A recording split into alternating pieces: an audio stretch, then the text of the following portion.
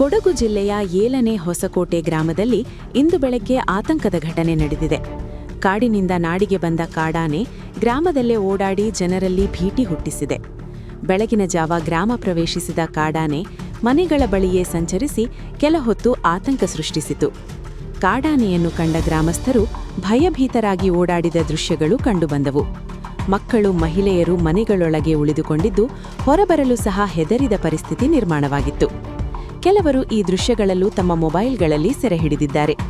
ಗ್ರಾಮದ ಪ್ರಮುಖ ರಸ್ತೆಗಳಲ್ಲೂ ಅಡ್ಡಾಡಿದ ಕಾಡಾನೆ ಕೆಲ ಹೊತ್ತಿನ ನಂತರ ಮತ್ತೆ ಕಾಡಿನತ್ತ ತೆರಳಿದೆ. ಆದರೆ ಈ ಘಟನೆ ಗ್ರಾಮಸ್ಥರ ಆತಂಕವನ್ನು ಇನ್ನಷ್ಟು ಹೆಚ್ಚಿಸಿದೆ. ಪ್ರತಿದಿನವೂ ಇಂತಹ ಘಟನೆಗಳು ಮರುಕಳಿಸುತ್ತಿರುವುದರಿಂದ ಜನರು ಭಯದಲ್ಲಿ ಜೀವನ ಸಾಗಿಸುತ್ತಿದ್ದಾರೆ. ಕಾಡಾನೆಗಳನ್ನು ತಕ್ಷಣ ಸೆರೆ ಹಿಡಿದು ಸುರಕ್ಷಿತ ಸ್ಥಳಕ್ಕೆ ಸ್ಥಳಾಂತರ ಮಾಡಬೇಕು ಎಂದು ಸ್ಥಳೀಯರು ಒತ್ತಾಯಿಸಿದ್ದಾರೆ.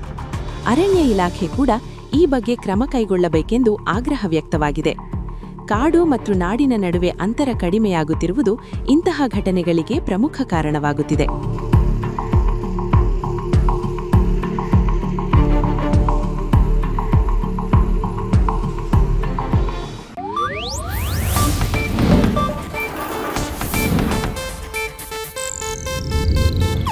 ಇದು ಏಷ್ಯಾನೆಟ್ ನ್ಯೂಸ್ ನೆಟ್ವರ್ಕ್ ಪ್ರಸ್ತುತಿ.